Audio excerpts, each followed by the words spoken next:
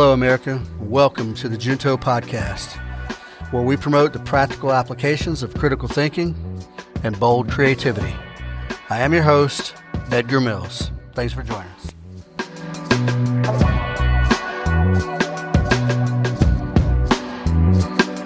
Welcome to episode 36, good people, and thank you for sticking with me. I appreciate you.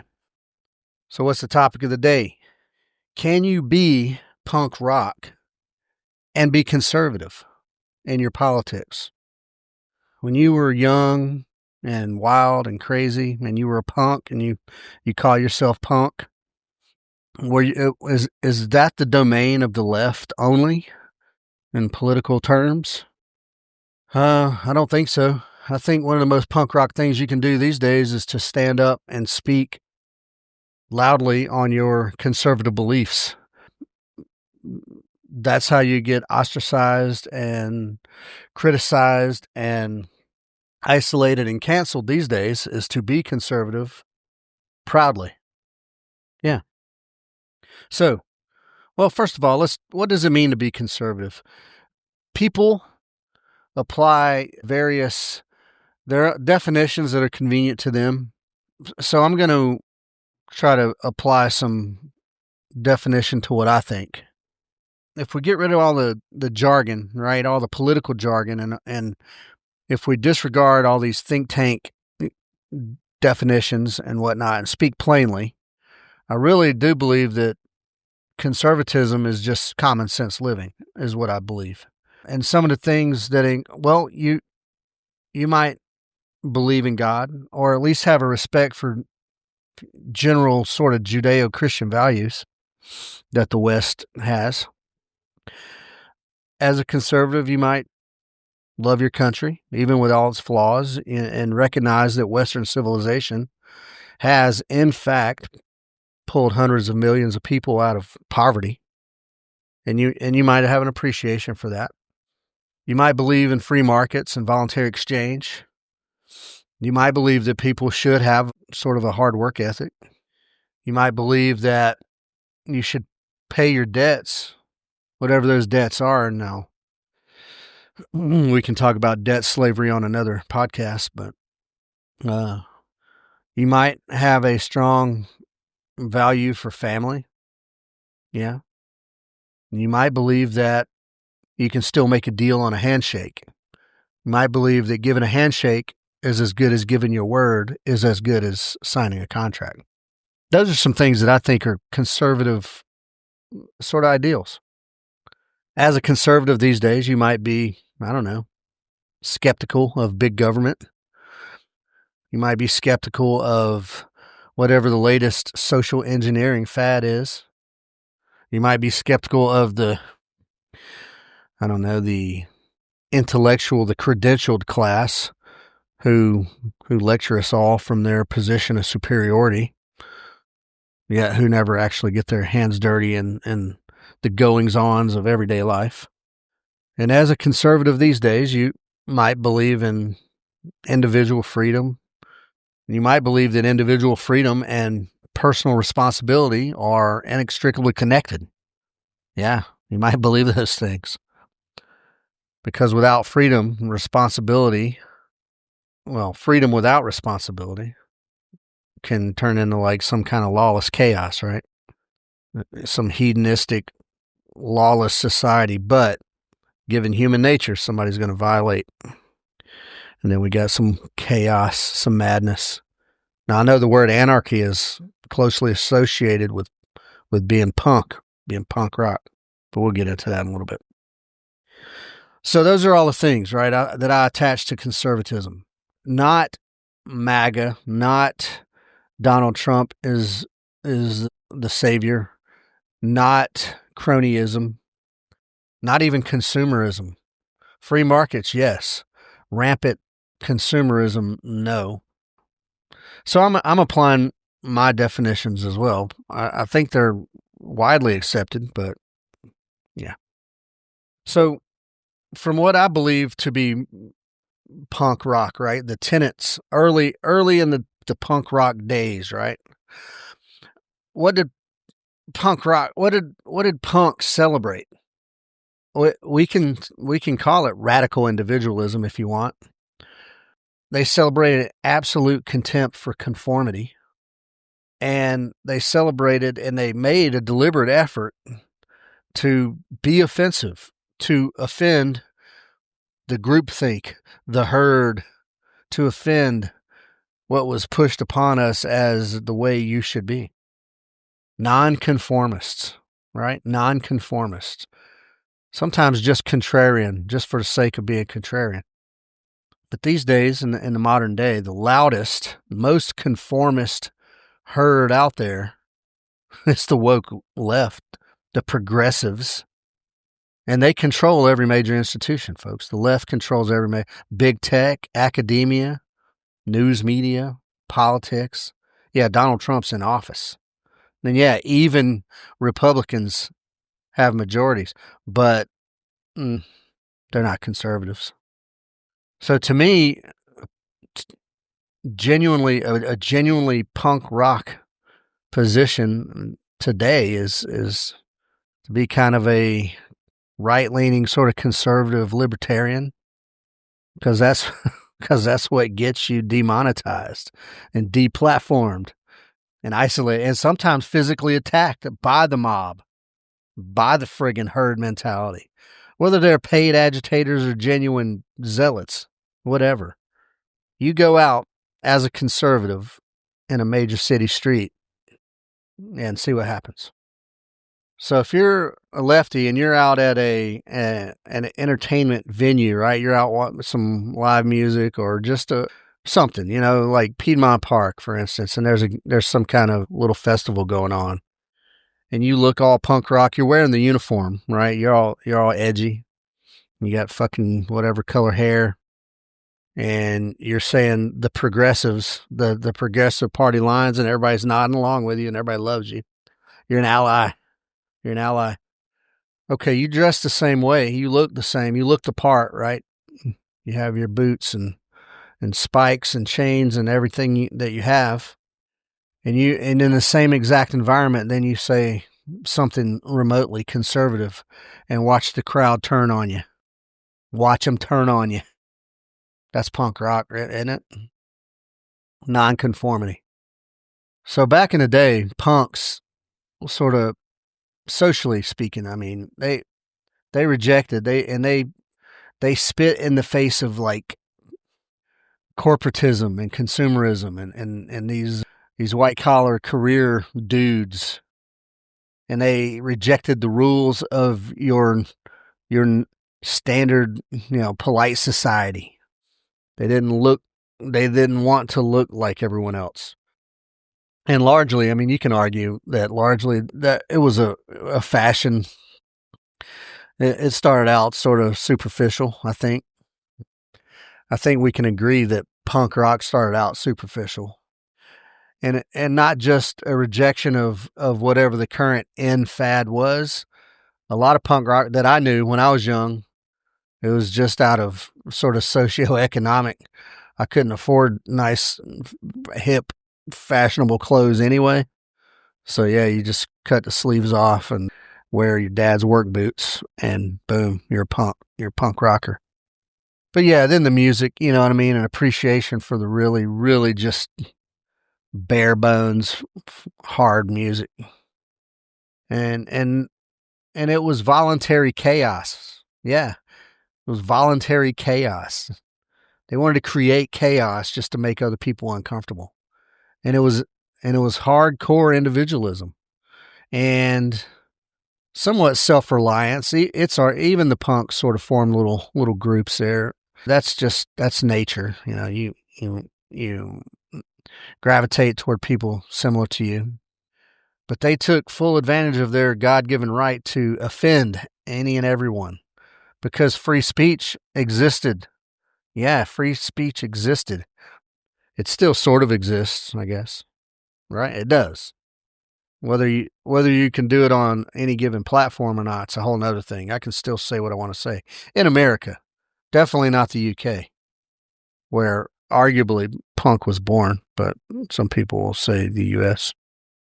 Politically, punks absolutely categorically, in every form, rejected authority, whether it was state authority, whether it was these big mega monopolistic corporations, or friggin' Ivy League universities, or legacy media, or big corporate record labels.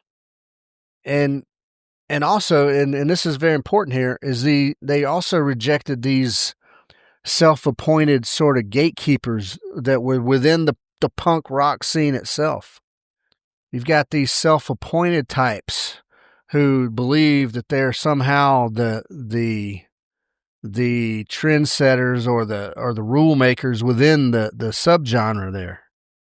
So what's cool? Well, your mohawk isn't as cool anymore, so you got to change, or whatever. You guys remember all the laces, right? The different color laces with the boots. I mean, who does that stuff? Who sets that up? It's these gatekeepers. And I'm going to say it, and I'm going to make a reference here. Even the punk scene has its own version of Ellsworth M. Toohey. Every industry, everything has that.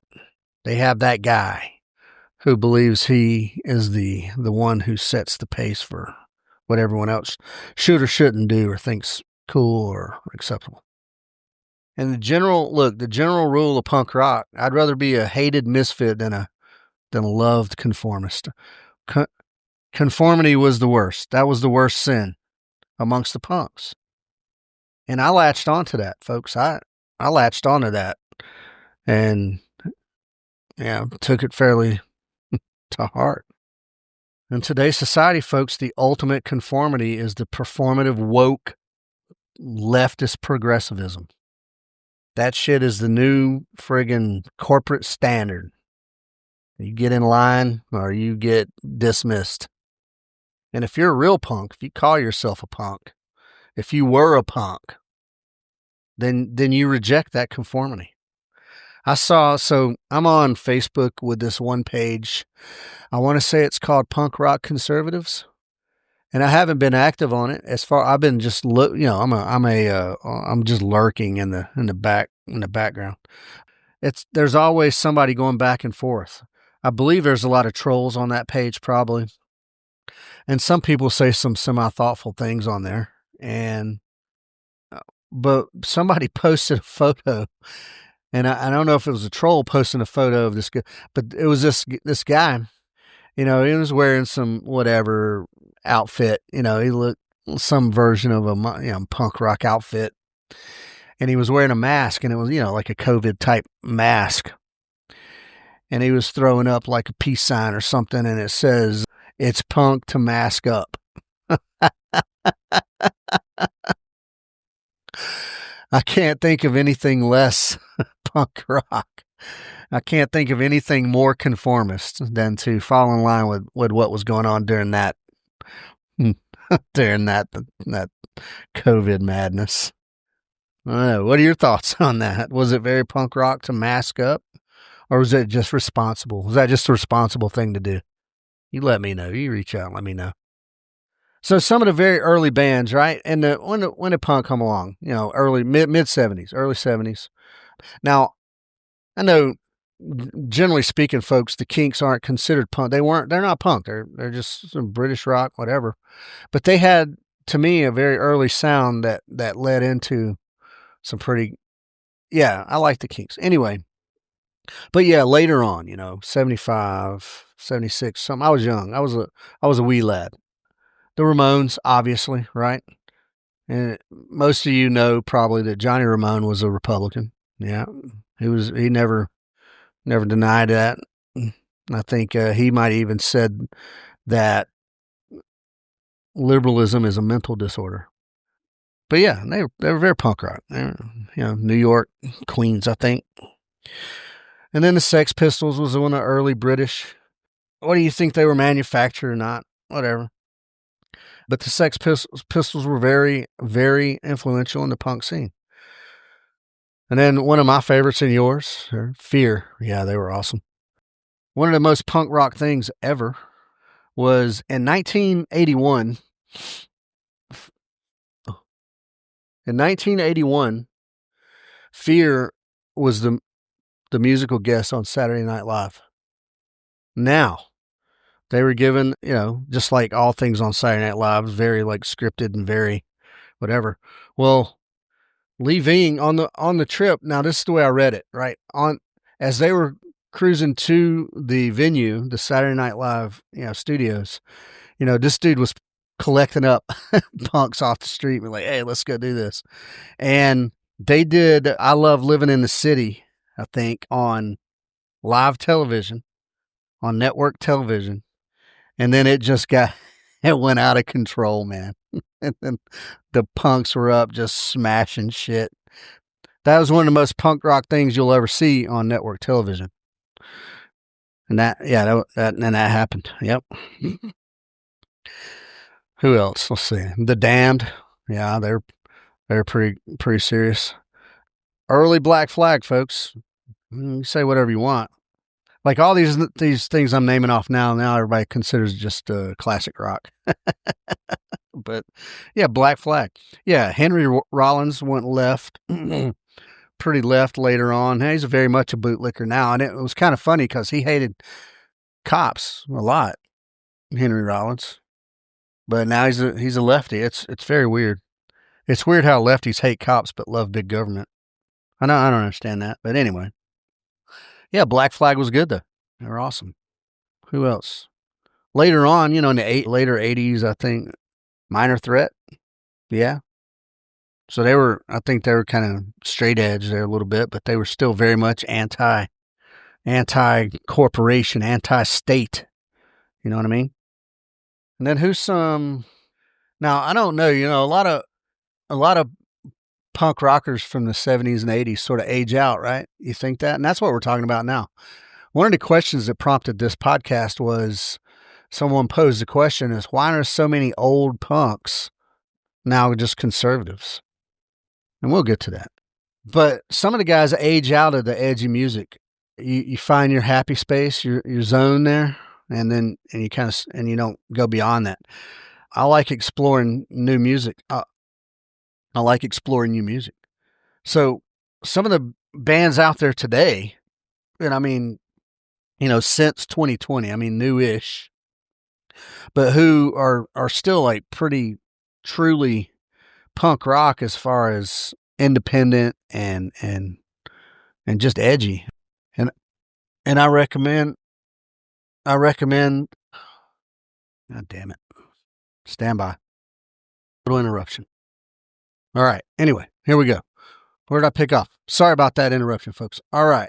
Current rock bands, punk rock bands. That's where we're at. Current punk rock bands.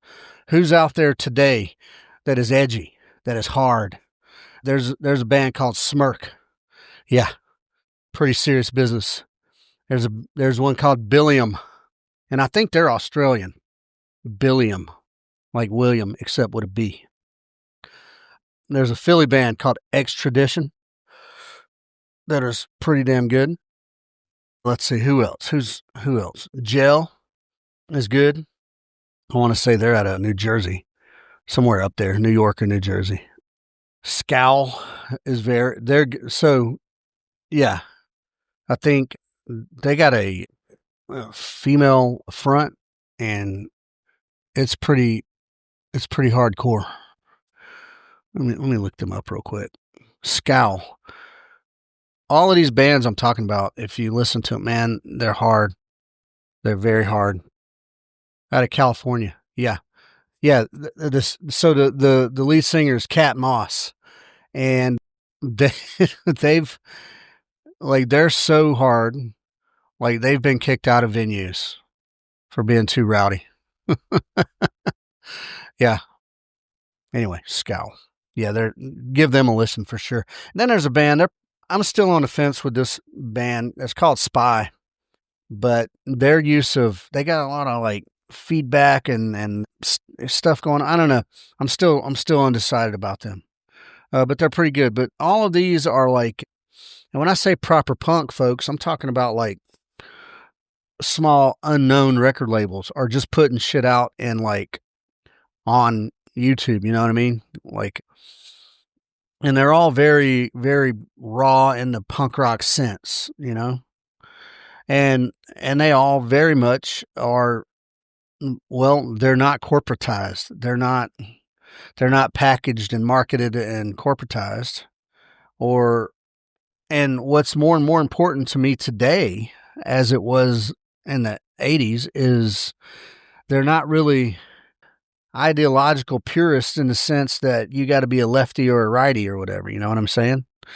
Not gatekeeping as far as that goes. And they play, friggin' small venues, house shows. You know what I'm saying? Playing in people's basements or some warehouse. they're not at all these corporate-y like festivals, sponsored by Target. You know what I'm saying? So that right there is what I consider to be pretty punk rock. Never mind the music itself. Now, some of that, music snobs out there, and I got a buddy who's a music snob who might tell you that some of these bands aren't necessarily punk. It's some other niche genre, but to me, they all sound pretty punk rock. So, yeah, there's some good bands out there. Some of the older bands that we all know and loved or loved at some point. And then some of these new bands that I encourage you to check out. Because if you like hard music and you're a hard person, now again, some of us age out of that stuff. And to me, music sets a mood, and it depends on what I'm doing as to what type of music I want to be listening to.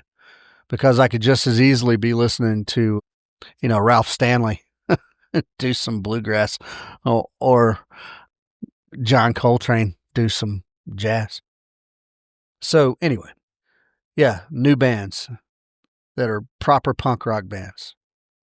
So who are some of the old school punk heroes that we love their music, you know what I mean? But now they were always, or they've come out as outspoken lefties. Notably, I'm going to talk, I never considered Green Day very punk rock at all. But Billy Joe Armstrong's a little douchebag. But have you guys seen, there's a YouTube channel called, I want to say Punk Rock MBA. And so, you guys remember NoFX? Yeah, so Fat Mike from NoFX has been on that.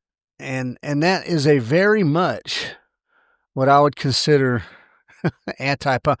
The whole premise of the channel is that you could learn how to, even if you're in a band, right, that you can go in there and learn how to package and market your band for commercial success.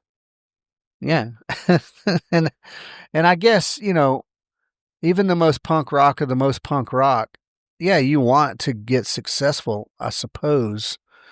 But the most punk rock of the most punk rock don't consider commercial financial success the end all be all. And that channel very much is all about setting up that commercial financial success. Yeah. So I don't know. I don't think it's And then Jello Biafra from the Dead Kennedys I think that dude ran for like mayor of like San Francisco, I think, or something like that. Like how much more left wing does it get than San Francisco? And then you want to be the head. You want to be the head, the lefty. Oh man, it's crazy. And then never mind Billy Joe Armstrong, that douche. A couple of these former punk rockers from some of these British bands, man, like, ran for like Parliament and stuff like that back in all these dudes though, there's some commonalities here. They're all rich. They all have money. And again, folks, I'm not allergic to money and I'm not poo-pooing money. I'm just telling you. And they've all had, various accolades and whatnot from the music industry. And they all preach the same leftist, which is also elitist, nonsense. And they're in line with the people who are running the show right now. They fall in line with that. How punk rock is that? I don't know. Their packaged and marketed rebellion is government approved, corporate sponsored. And if you're agreeing, and if you're agreeing with everything that the mainstream media puts out, and every edict that the government lays down, I mean that's just not rebellion. It's just not rebellion. And I saw a funny quote that said that's just like being the house band on the Titanic. You're still going down with the ship, which was planned, by the way. All right. In contrast, who are some of the former or current punk rock dudes who are out there who are conservative or libertarian even? Well, Johnny Ramone we talked about was, John Lydon is, Michael Graves, whatever you want to call him, from the Misfits. Now back in early 2000s, they started a website called conservativepunk.com, and that was in direct contrast to some lefty started, what was it, Punk the Vote or something like that in the early 2000s. And they did that as a direct contrast. But I want to say, well, let's talk about let's talk about Fear, right? Lee Ving. He's done guest spots on Fox News, and he openly mocks like politically correctness and stuff like that, which all punk rockers should openly mock PC culture. At any rate, I don't know. Back in the 90s, 80s, and 90s, agnostic front was very controversial, and not for being offensive, but for being offensive to the left, for being too pro working class and anti welfare state. Yeah. Who else? Joe Escalante from the Vandals has his own like record label, and let's talk about that. Like when you do your own thing, right? If you reject the system, you remove yourself from the system, and you do alternative parallel. And so, as opposed to these big record labels and this, now he just started his own fucking record label, and it's called Kung Fu Records, by the way. And that's capitalism in action. That's small scale, do it yourself capitalism in action. And there's nothing wrong with it. It's good. Now, let me tell you a thing about these old punk rock guys. Well, let's just use Johnny Rotten, for example. That guy, he's been on the planet for a little bit. You know what I mean? He's been around. And when you're young and you're screaming about the system and this and that and the other and anarchy, and then you've lived decades and decades and decades, and you've seen all the things in action. You've seen the logical outcomes of the systems that you're railing against. And you've lived long enough to see the burn it down crowd turn into the comply crowd. Yeah, man. Don't be in the comply crowd. Be a nonconformist. And I can't remember. John Lydon had a quote, and I can't remember it. I'm going to paraphrase it here, but something like, who knew that the conservatives would be the rational, sort of nonconformist today versus the left, who originally, were about all this individualism and freedom, and now they're the cunts who are trying to make everyone comply. I'll paraphrase. So, I want to add sort of a little disclaimer and a caveat into all this. And I'm going to start with a little story. I used to be a bouncer at the Masquerade when it was on North Avenue back in the day. And when I say back in the day, for me, that means the early 90s, in the mid-90s. I went back in the Army in 1996. I went in the Army in late 90 into 91. I did 2 years. I came home, and from 93 to 96-ish, I was a bouncer at the Masquerade and the Chamber. And then a bike messenger during the day. Yeah, that was my life. Anyway, if you were a skinhead in that time frame and came to some ska shows or whatever other punk bands play, the Masquerade had a just awesome. So many bands came through there, big and small. You know what I mean? Like I played a Reverend Horton, or I worked a Reverend Horton Heat show there, which was Reverend Horton Heat live. Oh man, it's a sight to behold. Anyway, if you were a skinhead during that time, you caught an ass whooping from me at some point. Yeah. What I'm doing here is doing a little disclaimer, and there's there's a segment of these 80s sort of oi white power sort of skinhead bands that were full blown neo-Nazi and yeah, racist, friggin' nationalist. And when I say nationalist, not American nationalist, you know what I mean? Like Nazi, like German-esque. And real punks did and do reject that completely because it's still a form of collectivism. It's an extreme form of authoritarianism. And then it's just racist. Anyway, never mind the racism, right? And it has zero to do with conservatism, and it has zero to do with being a proper punk. So that's my disclaimer.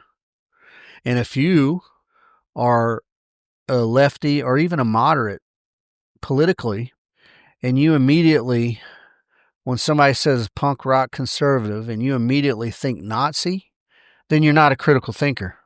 All right? You're just what they call an NPC who's just thinking and regurgitating what your echo chamber wants you to. You're not a critical thinker at all. So chew on that for a little bit.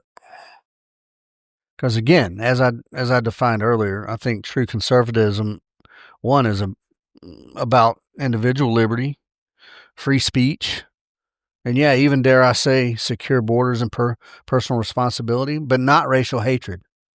Secure borders doesn't equal racial hatred either. And it doesn't mean extreme nationalism. Name me another country on this planet that doesn't have secure borders. All right, we're done with that.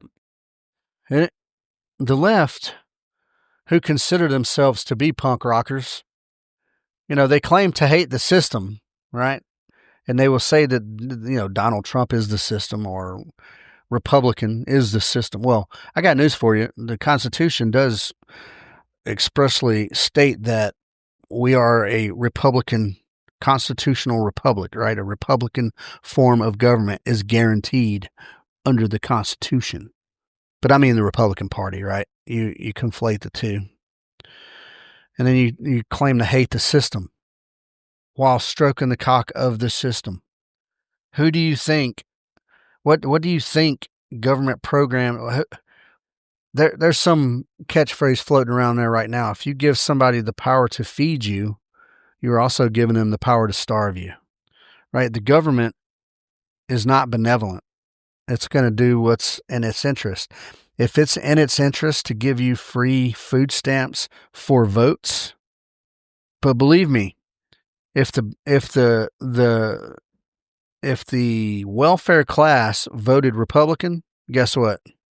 The Democrats would be on the other side of that aisle. We can just look back in history, and maybe back into the even 70s and see that to be true. Definitely the 60s and beyond.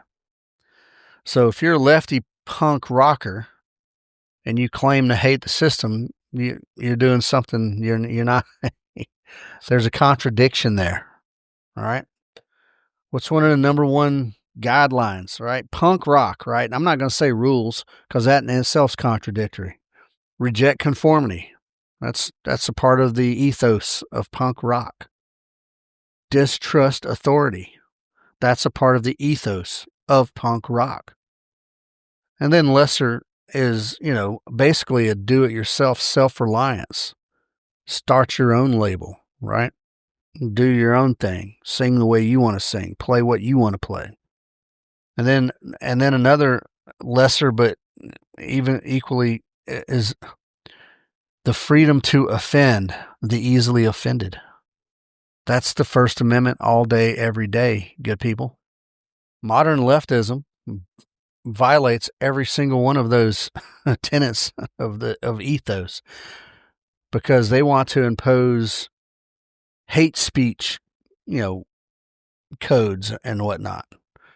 They want to pressure and get corporate sponsorship for their agenda. Fuck. Green Day was on Broadway, did a musical on Broadway. From the entertainment perspective, that's the middle of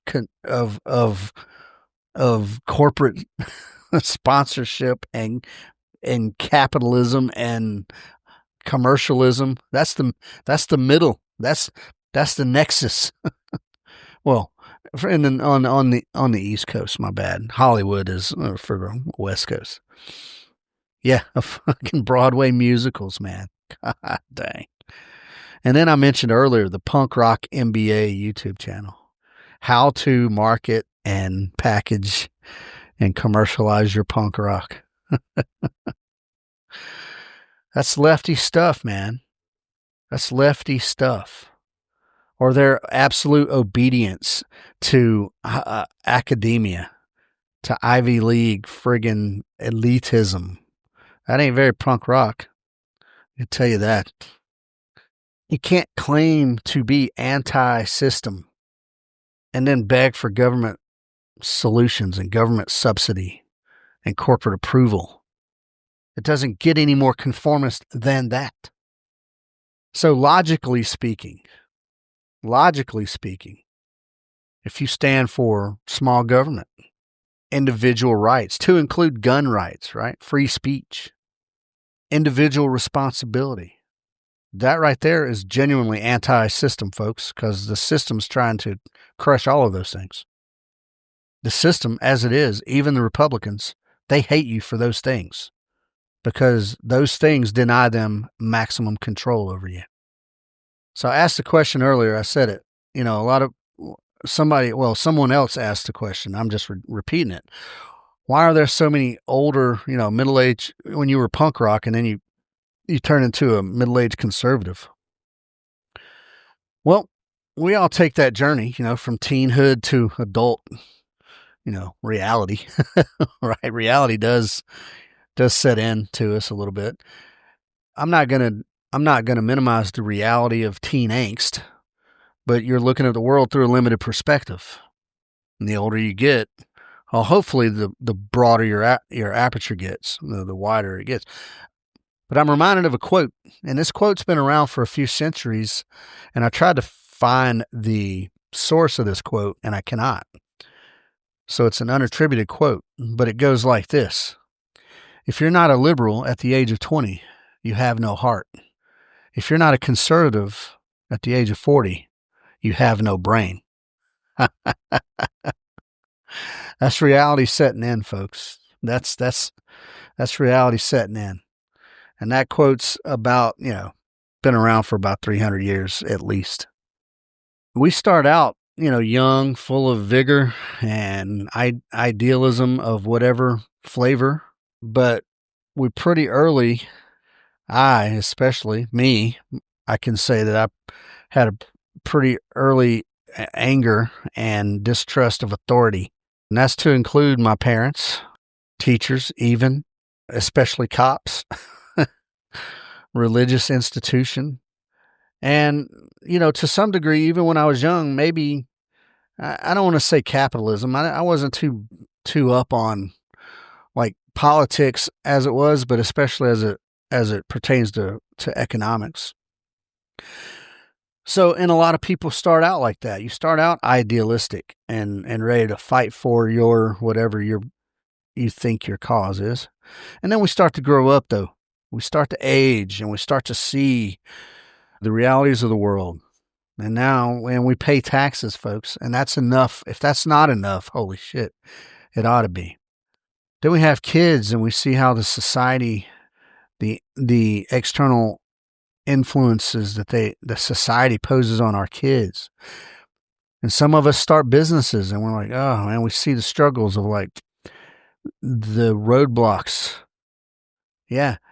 We realize, especially when you start a small business, that the government is the biggest thief of your effort and your time and your money. And the government presents the biggest obstacle to your freedom of movement as a businessman. So that starts to shape the way you think. Yeah. Now, again, for example, Johnny Ramone and Johnny Rotten, they never changed their core belief system. I said it a minute ago. They just lived long enough to watch the burn it all down crowd become the establishment. Yeah, they just lived long enough to watch all those posers and those fad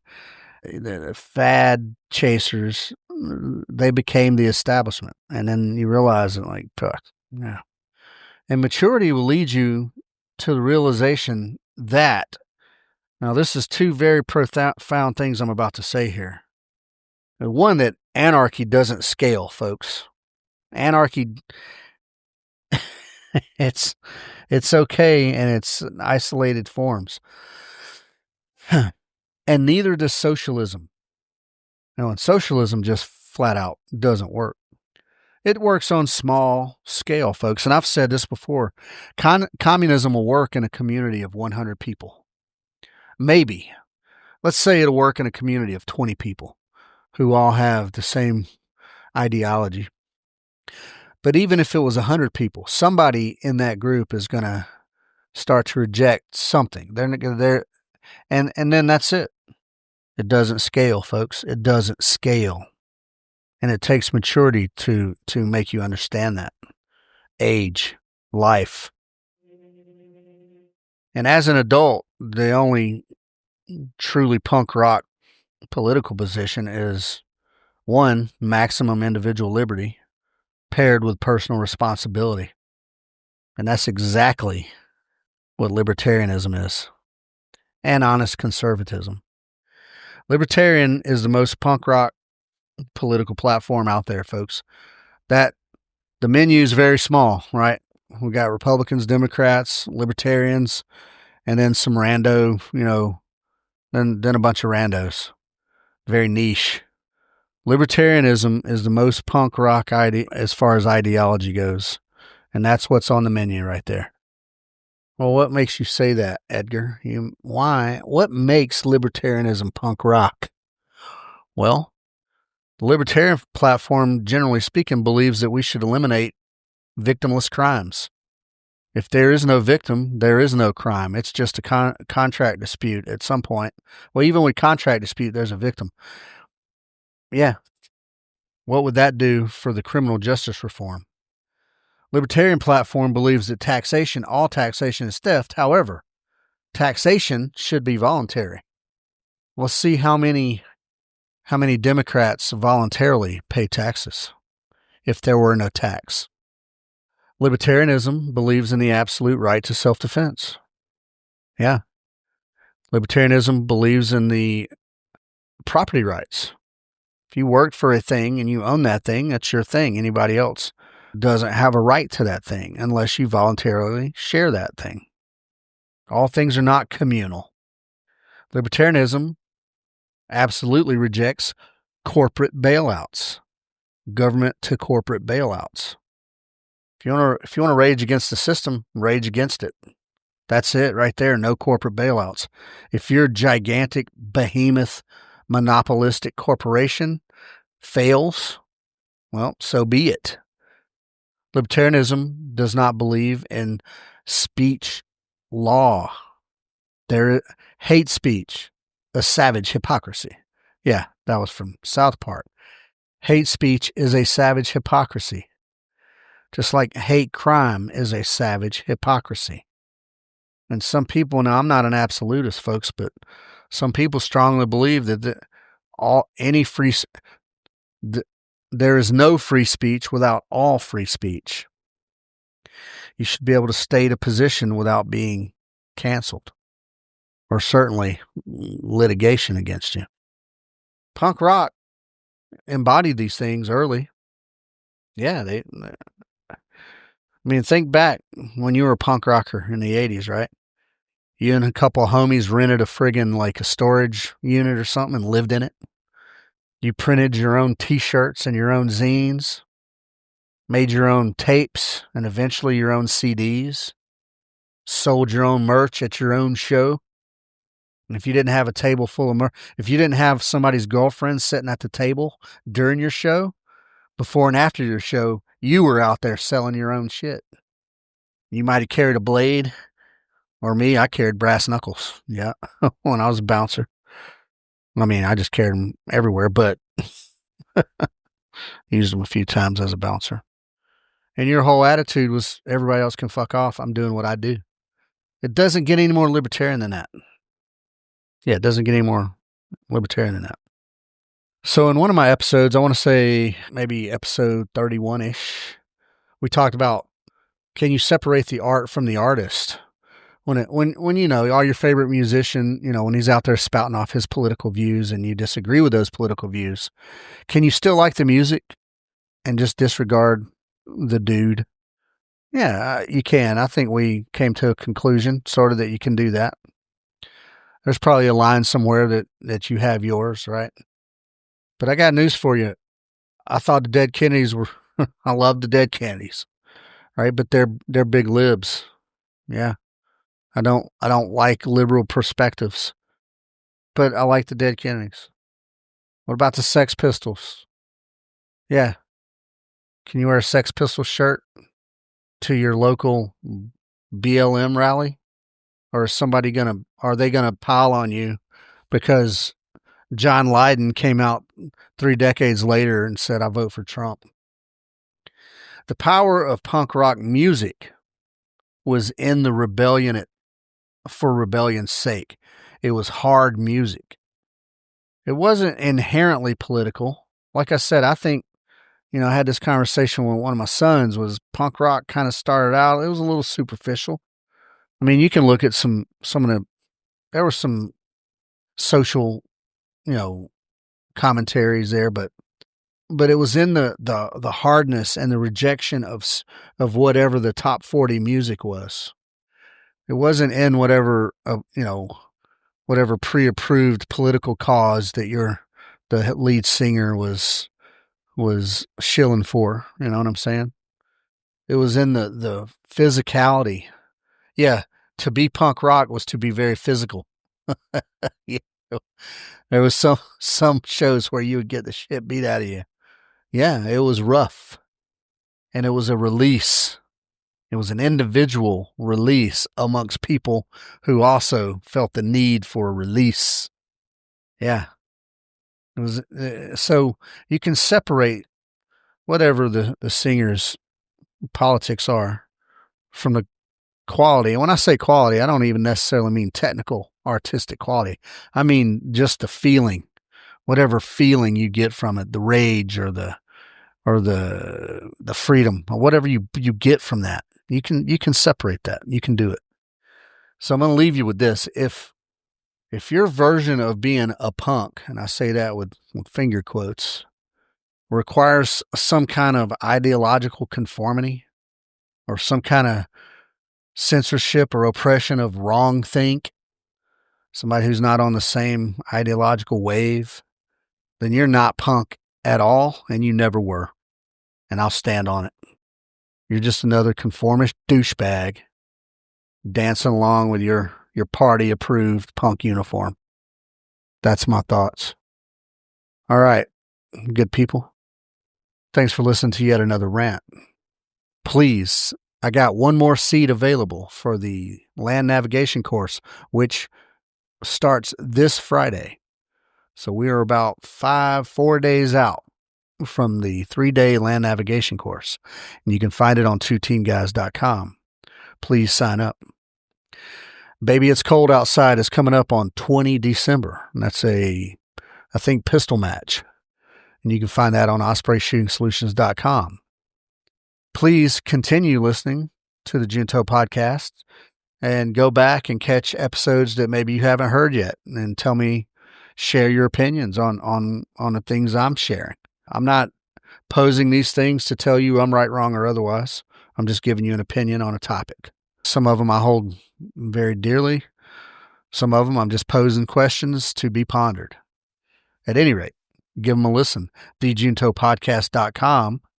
You can find the last 3 episodes for sure. And then on all the other platforms, Apple Music or Apple Podcasts and Spotify and all the others. And then the Help a Homie Fund, folks. Please help us help other people by donating to the Help a Homie Fund. And you can find that. That's givesendgo.com/help a homie fund.